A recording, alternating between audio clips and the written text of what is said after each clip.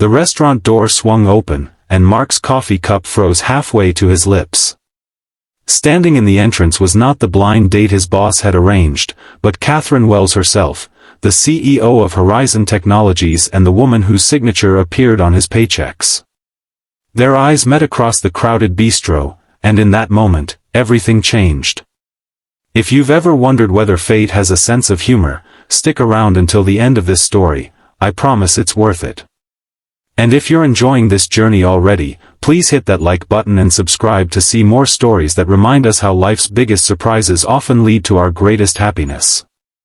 Mark Thompson hadn't planned on dating anyone. Not since Ellie died 3 years ago, leaving him to raise their daughter Sophie alone. At 36, his life revolved around two things: his 8-year-old daughter and his job as a software engineer at Horizon Technologies. Dating wasn't even on his radar. The morning had started like any other Friday. He'd dropped Sophie off at school, promising to pick her up from her friend's house later that evening.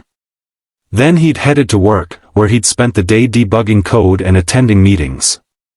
It was during the last meeting of the day that Katherine Wells, the formidable CEO of Horizon, had casually mentioned she knew someone perfect for him. "Her name is Claire," Katherine had said, sliding a piece of paper with a restaurant name and time across the conference table. "She'll be wearing a blue dress. 8 o'clock tonight. Don't be late." Mark had been too stunned to refuse. Katherine Wells didn't make suggestions, she gave directives. And despite her reputation for being brilliant and fair, she was also known for her unwavering expectations. So here he was, sitting at a corner table at Bellini's, waiting for a woman named Claire who was already 15 minutes late. And now, instead of Claire, Katherine herself was walking toward his table. She wore a simple black dress that somehow managed to look both professional and elegant. Her dark hair was pulled back in its usual neat bun, but a few strands had escaped, softening her normally composed appearance. "I'm sorry I'm late," she said, sliding into the seat across from him. "Board meeting ran long." Mark stared at her, confusion evident on his face. "I don't understand. I'm supposed to be meeting someone named Claire." Katherine's lips curved into a small smile. "Claire is my middle name. Katherine Claire Wells." The realization hit him like a wave. You set yourself up on a date with me?" She nodded, a hint of vulnerability crossing her usually confident expression. "I did. And I realize now how unprofessional and potentially uncomfortable this is. If you want to leave, I completely understand." Mark should have been angry or at least annoyed. This was his boss, the CEO of the entire company, manipulating him into a date. But instead, he found himself intrigued. In the 3 years he'd worked at Horizon, he'd always admired Katherine from afar. She was brilliant, driven, and surprisingly kind despite her reputation for toughness. And now, seeing her slightly nervous, waiting for his response, he realized there was much more to her than he'd ever known.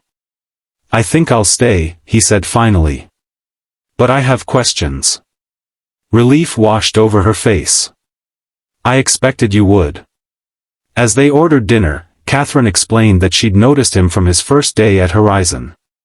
His work was exceptional, but it was his dedication to his daughter that had caught her attention. She'd overheard him on the phone once, rearranging his entire schedule to attend Sophie's school play. "I've never seen someone balance work and parenthood so gracefully," she admitted.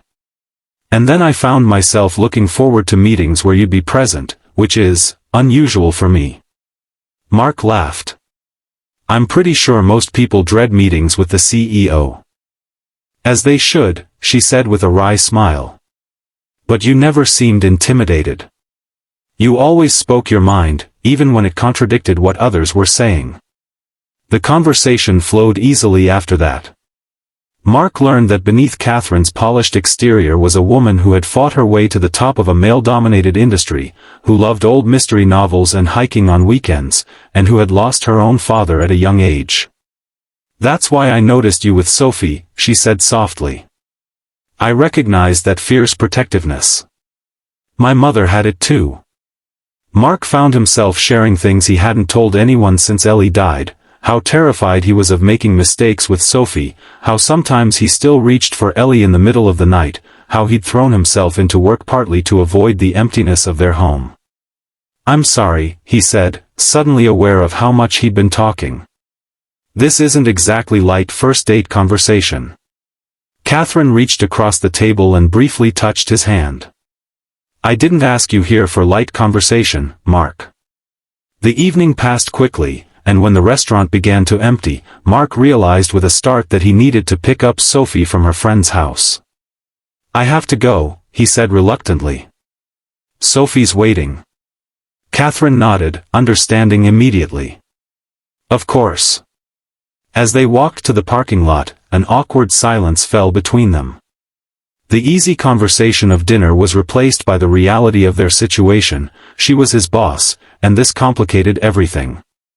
"I had a wonderful time," Katherine said finally, stopping beside her car. "But I understand if this is too complicated. I shouldn't have put you in this position." Mark looked at her, really looked at her, and saw not the intimidating CEO but a woman who had taken a risk, who had stepped outside her comfort zone to connect with someone. In that moment, he made a decision. "Sophie has a soccer game tomorrow morning," he said. "She's been practicing all week. Would you like to come?" The smile that lit up Katherine's face was answer enough. The next morning, as Katherine sat beside him on the cold metal bleachers, cheering for a team of 8-year-olds she'd never met, Mark felt something he hadn't experienced in years: possibility. Sophie's team lost spectacularly, but she didn't seem to mind. She was more interested in the woman her father had brought to her game. "Are you Dad's girlfriend?" she asked bluntly as they walked to the car. Katherine looked at Mark, eyebrows raised, letting him take the lead. "Katherine is a friend," Mark said carefully.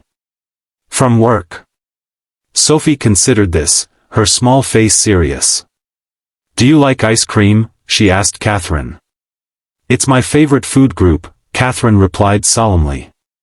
Sophie nodded, apparently satisfied. "We're going for ice cream after games. Even when we lose. Especially when we lose." And so they found themselves at Sophie's favorite ice cream shop, where Katherine surprised them both by ordering a triple scoop with sprinkles. "What?" she said, noticing their expressions. "CEOs can like sprinkles too."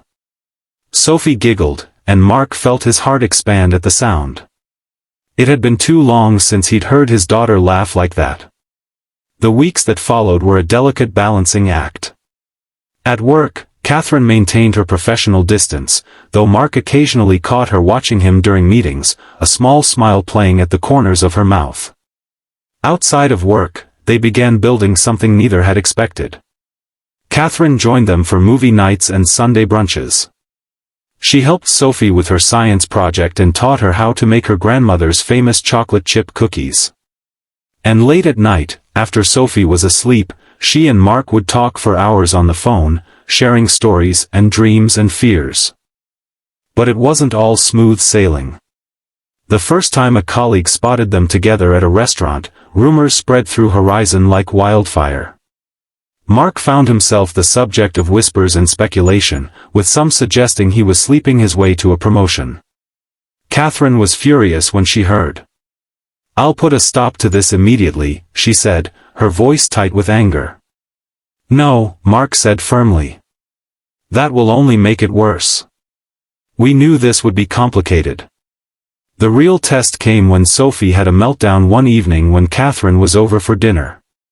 It had started with a simple disagreement over homework, but quickly escalated until Sophie was screaming that Katherine wasn't her mother and never would be. Mark had been horrified, but Katherine had remained calm. "You're right," she told Sophie quietly. "I'm not your mother, and I would never try to be. Your mom sounds like she was amazing, and no one could replace her." Later, after Sophie had calmed down and gone to bed, Katherine had found Mark sitting on the back porch, his head in his hands. "I'm so sorry," he said, looking up as she sat beside him. "She's never done that before." Katherine took his hand. She's testing boundaries, seeing if I'll stick around even when things get hard. It's actually a good sign. Mark stared at her. How are you so understanding about this? She smiled sadly. Because I was Sophie once. After my dad died, my mom dated a few times. I was horrible to every single one of those poor men. What happened? Most of them left. Except one. He just kept showing up, kept being kind, kept loving my mom.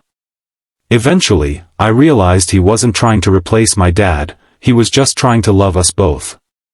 She squeezed his hand. That's all I want to do, Mark. If you'll let me. 6 months into their relationship, Mark was happier than he'd been in years. Sophie had warmed to Katherine, especially after Katherine had taken a day off work to attend her school play when Mark was stuck in a client meeting. The rumors at work had mostly died down, though Mark and Katherine still maintained their professional distance during office hours. But there was still one hurdle they hadn't addressed, the future. Mark knew Katherine was waiting for him to be ready, to fully let go of the past and embrace what they could have together. And he wanted to, desperately, but something held him back. It was Sophie who finally pushed him forward. She'd found him looking at old photos of Ellie one night after she was supposed to be in bed. "Do you still love Mommy?" she asked, climbing onto his lap. "I'll always love your mom," Mark said honestly. "She gave me you." Sophie nodded, considering this. "But you love Katherine too, right?" Mark hesitated, then nodded. "I do." "Mommy wouldn't be mad," Sophie said with the certainty only a child could possess. "She told me once that love doesn't run out. You can always make more." Mark hugged his daughter tightly, tears stinging his eyes. "When did you get so smart?" Sophie shrugged. "I've always been smart. You just weren't listening." The next day, Mark walked into Katherine's office and closed the door. She looked up from her computer, surprise evident on her face. "Mark? Is everything okay?" He took a deep breath. "I need to talk to you. Not as an employee, but as the man who's in love with you." Katherine's eyes widened. "Perhaps we should have this conversation somewhere else." "No," Mark said firmly. "I've been keeping these parts of my life separate for too long. I love you, Katherine. I love the CEO who terrifies the board of directors, and I love the woman who puts sprinkles on her ice cream. I love how you are with Sophie, and I love who I am when I'm with you." Katherine stood slowly, her professional composure slipping. "Mark. I know this complicates things at work. I know people will talk. But I don't care anymore. I want a life with you, a real life, not just evenings and weekends." Katherine came around her desk and took his hands in hers. "Are you sure? This changes everything." Mark nodded. "I'm sure. Sophie and I both are." Katherine's smile was radiant. "Then yes. To everything you're asking, yes." They decided that Mark would transfer to another department to minimize conflicts of interest. There were still whispers and raised eyebrows, but they faced them together. And 6 months later, when Mark proposed on the bleachers at Sophie's soccer game, which they won this time, Katherine's yes was drowned out by Sophie's excited screams. Their wedding was small, just close friends and family. Sophie served as both flower girl and ring bearer, taking her responsibilities very seriously. And as Mark watched Katherine walk down the aisle toward him, he felt Ellie's presence like a gentle breeze, giving her blessing. Life wasn't perfect. There were still difficult days, times when Sophie missed her mother acutely, board meetings that ran late and interrupted family plans, arguments about household chores and parenting decisions. But through it all, they chose each other, day after day. 5 years later, Mark sat in the hospital waiting room, his leg bouncing nervously. Sophie, now 13, sat beside him, reading a dog-eared copy of Katherine's favorite mystery novel. "Dad, you're making the whole room shake," she said without looking up. Relax. Easy for you to say, Mark muttered. You're not about to become a big sister. Sophie rolled her eyes, but her excitement was evident in the way she kept glancing at the door. When the nurse finally appeared, her smile told them everything they needed to know. They're ready for you, she said. Katherine looked exhausted but radiant as she cradled their newborn son. Come meet James, she said softly as Mark and Sophie entered the room. As Mark looked at his wife holding their son, with Sophie leaning over them both, he marveled at how life could change so completely. From the depths of grief, he had found his way to this moment, this family that was both what he'd lost and something entirely new. What are you thinking? Katherine asked, noticing his expression. Mark smiled, remembering that first night at the restaurant when the CEO of his company had walked in instead of his blind date. I'm thinking that sometimes the best things in life are the ones we never see coming. And as he held his son for the first time, with Sophie's arm around his waist and Katherine's hand in his, Mark knew that the journey, with all its unexpected turns, had led him exactly where he was meant to be. If this story touched your heart, please take a moment to like this video and subscribe to our channel. Life's greatest chapters often begin when we least expect them, and sometimes the most beautiful stories are the ones we never planned to write. Thank you for joining us on this journey, and we hope to share many more stories with you soon.